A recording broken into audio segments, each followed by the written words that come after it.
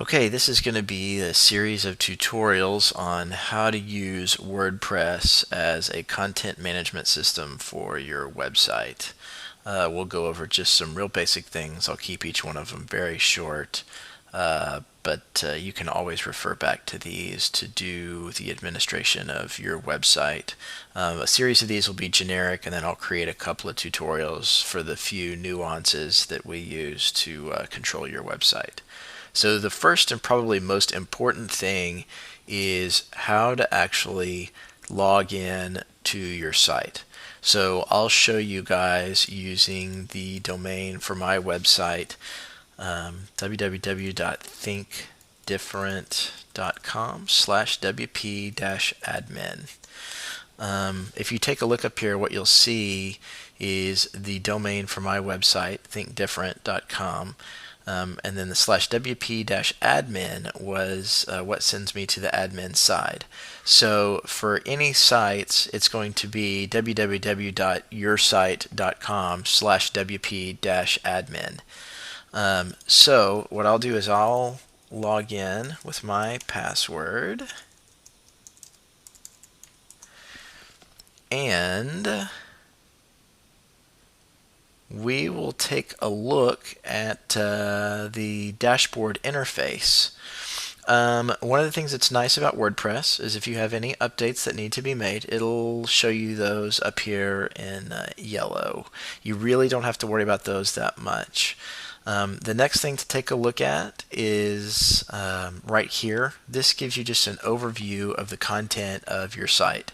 So I have 21 posts, 2 pages, 15 categories, 102 tags set up.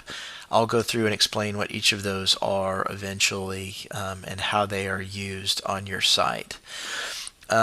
Right here we have a window for quick press. This is just a real simple way if you need to pop up a post, which for most people will be their news section. It's very easy to just do that right there, but it doesn't give you all the power that a typical post interface would. Recent drafts just shows you something that you've worked on recently to put up there that was saved. Recent comments, for a lot of you, we have that turned off, so you won't have anything here.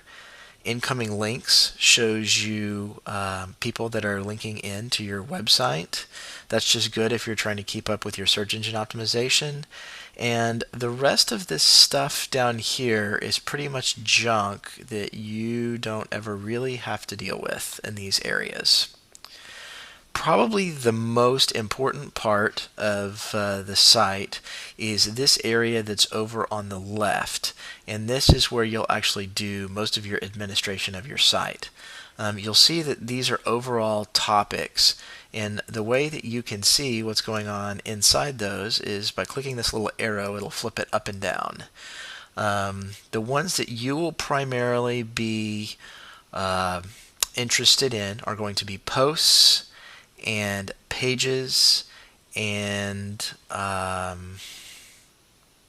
that's about it. You might use media every so often, and you might use users as you add users or take them away and assign them different roles. But outside of that, that's really the best overview of the interface. The last thing I'll point you to is this up here is a link that if you were to actually click that link, it would open up the site so you can preview any changes that you made on the back end to make sure they're exactly what you want. But we will go through this a bit further, and I'll explain to you each of these different parts.